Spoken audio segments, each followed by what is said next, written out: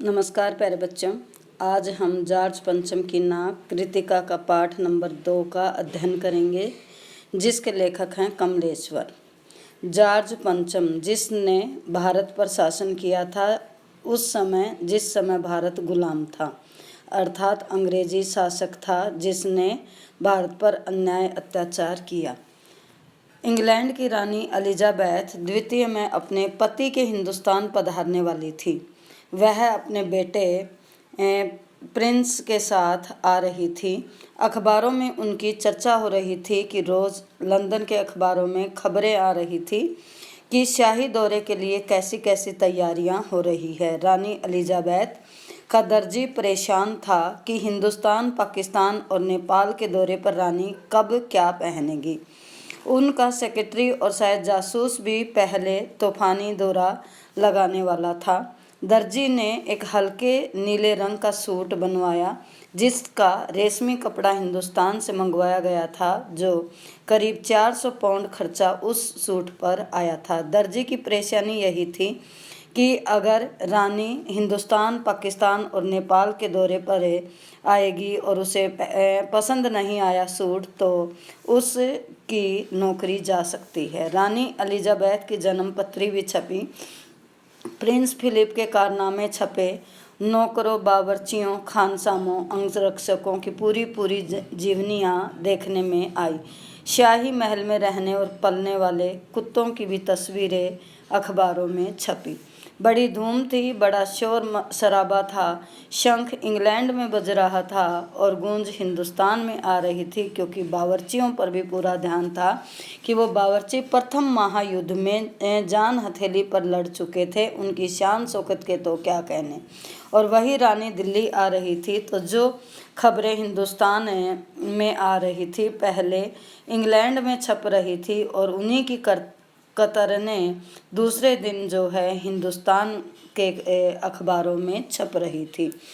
सबसे बड़ी मुसीबत थी कि रानी इंडिया आएगी, और वह इंडिया आएगी तो इंडिया गेट पर जो जॉर्ज पंचम की मूर्ति लगी है उसकी नाक गायब थी। अगर नाक नहीं लगी तो सारे जो सरकारी कर्मचारी हैं उनको चिंता यही थी कि हमारी नाक कट जाएगी, अर्थात हम भारतीयों का मान सम्मान चला जाएगा। इंडिया गेट पर जॉर्ज पंचम की मूर्ति लगी है और उसकी नाक कट गई है, तो उसके लिए एक लंबी दास्तान थी।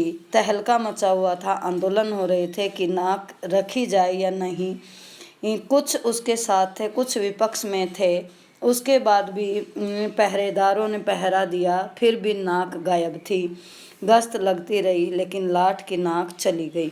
रानी आए और नाक ना हो, एकाएक परेशानी बढ़ी, बड़ी सरगर्मी शुरू हुई। देश के खैर ख्वाबों की एक मीटिंग बुलाई गई कि मसला पेश किया जाए कि क्या सभी सहमत हैं।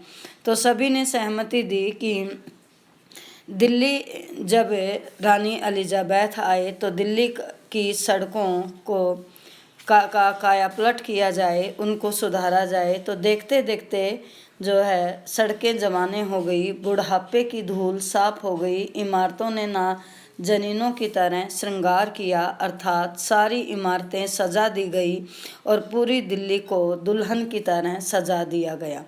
सारी दिल्ली पूरी सज चुकी थी। दिल्ली में सब कुछ था, सब कुछ होता जा रहा था, सब कुछ हो जाने की उम्मीद थी, पर जॉर्ज पंचम की नाक बड़ी मुसीबत थी, क्योंकि नई दिल्ली में सब था, सिर्फ नाक नहीं थी। तो सबसे ज़्यादा समस्या यही बनी हुई थी कि अगर जॉर्ज पंचम की मूर्ति पर नाक नहीं लगी तो हम भारतीयों की भी नाक कट जाएगी, अर्थात हमारा भी मान सम्मान खत्म हो जाएगा। यहाँ तक कि दिल्ली को पूरा सजाया गया, दुल्हन की तरह सजाया गया और दिल्ली में सारी चीज़ें उपलब्ध थी। लेखक बार बार कह रही हैं, लेकिन दिल्ली में नाक नहीं थी, अर्थात जॉर्ज पंचम की मूर्ति पर नाक नहीं थी। इसलिए उच्च स्तर पर मशवरे हुए, दिमाग खरोचे गए और तय किया गया कि हर हालत में इस तरह नाक का होना बहुत ज़रूरी है। जब नाक उतारी गई उस समय भी आंदोलन हुए थे, कुछ उसके पक्ष में थे, कुछ विपक्ष में थे, और रातों रात जो है नाक गायब हो गई।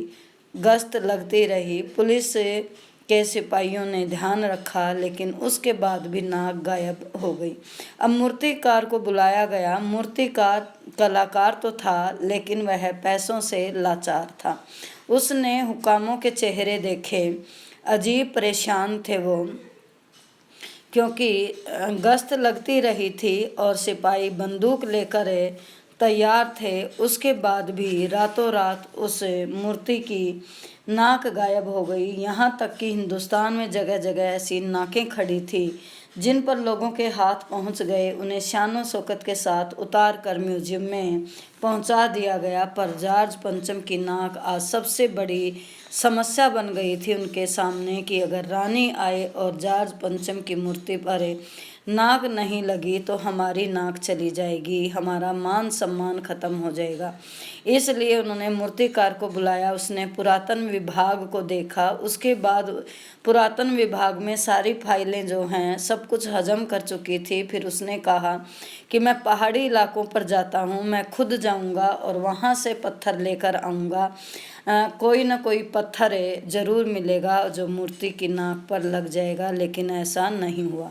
उसके बाद उसने कहा कि भारत में जितने भी स्वतंत्रता सेनानी रही हैं, समाज सुधारक रही हैं, उन सभी की मूर्तियां देखें। अगर किसी की मूर्ति की नाक जॉर्ज पंचम की नाक जैसी हुई तो वो लगा दी जाएगी, लेकिन वहाँ भी हताशा हुई, अर्थात हमारे सैनिकों का मान सम्मान अधिक था। फिर बैठक हुई और उन्होंने कहा कि जो शहीद बच्चे हैं 1942 में जो बिहार सेक्रेटरीट के सामने शहीद बच्चों की मूर्तियां हैं, उन मूर्तियों को देखा जाए।